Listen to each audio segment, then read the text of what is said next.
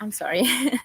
Okay, hello. My name is Sandra, and I'm going to talk about what happened with my daughter Maryanne. Have you heard about the Vein of Galen Malformation? I guess not.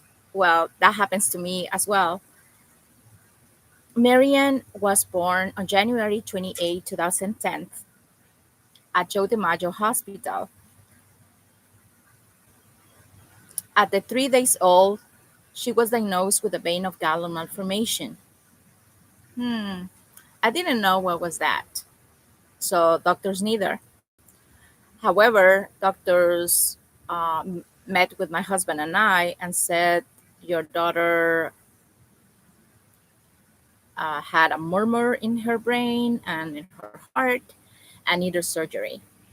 But we don't know any doctor that can perform this surgery, so we will look for it. So we trust in all of these doctors. One day, this doctor came to us and said, "Well, there's a doctor in this hospital that can perform a surgery in your daughter."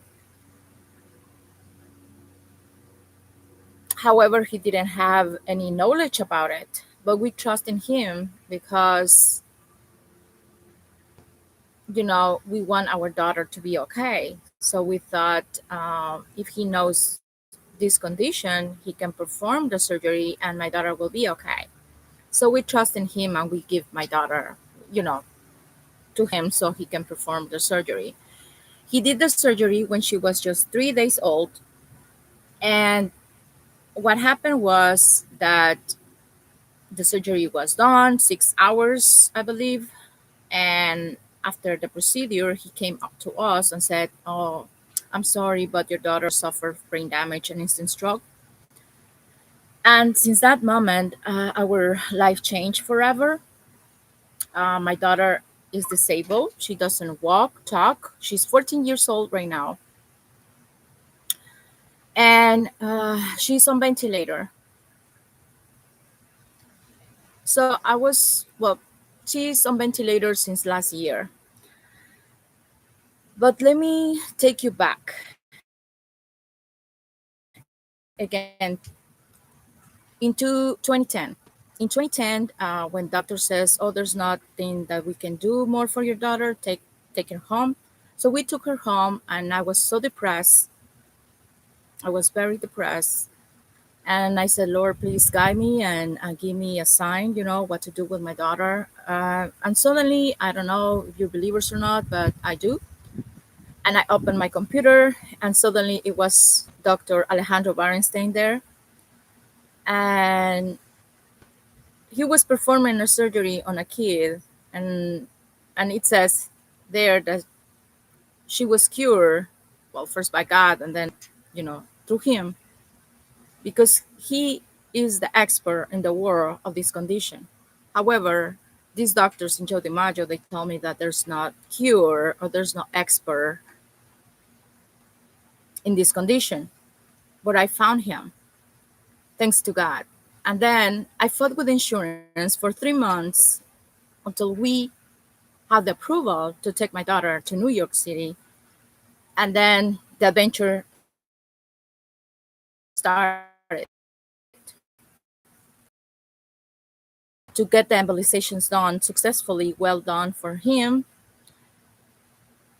And at the 9 embolization, she was cured, and we were happy. However, he said to us that if my daughter, she could be a normal kid, let's say, right? And because at that time he was the expert. Now there's more doctors that have the knowledge to do so, but at that time he was the only one. So for us, was important to communicate this to other parents.